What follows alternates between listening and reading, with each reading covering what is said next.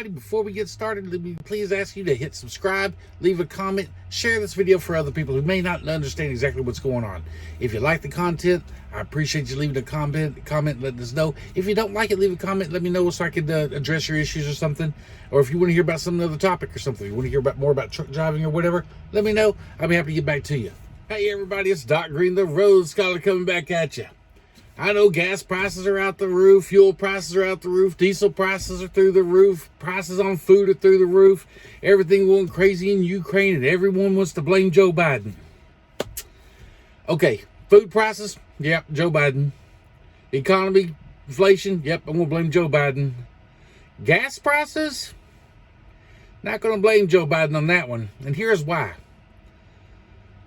Private oil companies hold over 7,000 leases on federal land that they could go drill right now. They could have been doing this for years, but they didn't. And they won't, because they know this little crisis we're in with Ukraine, everything is a short-term thing. So it is not profitable for them to go drilling on these federal lands that they hold a lease on. So they're not going to. The reason they're not going to is because they claim, well, if the prices aren't high enough that we're not making any profit, we lose money on this. Okay, no, what you mean to say is you won't make as much money as you will if the prices go up, because Exxon and all these other Shell and all these large companies, Halliburton, all them, make record profits every year. They can continue raking the money. I mean, billions.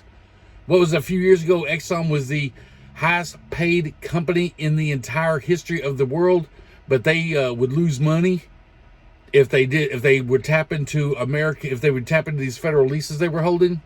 No, they won't lose money. They won't make as much as they did. They may take a hit on future profits, because if they hold out long enough, they know the price will keep going up. But they're not losing money, so that's a lie. And see, that's where I know that a lot of my conservative friends that hate it whenever I say I agree with the Democrats on certain things. I agree with the Democrats and liberals on one thing, for damn sure. Corporate welfare is some BS. Giving these companies all this money and all these tax breaks and everything, well, they create jobs. Yeah, but they make enough money to create jobs without the tax breaks, without the government subsidies.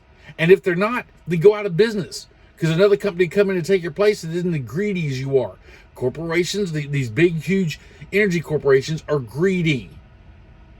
And you know it. I mean, no one needs to spell it out. So don't keep yelling at Biden about the Keystone Pipeline. Would the Keystone Pipeline help? Yeah, it would have. I'm not going to lie.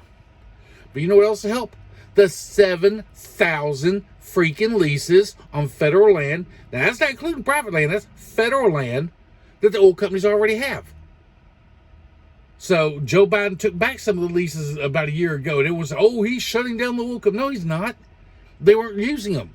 Why give you something you're not going to use it? You're holding a lease on this property. We can't use it for other things, but you're not using it for what you're supposed to. So yeah, I do agree with the liberals on that part. Stop the corporate welfare. Stop the government subsidies.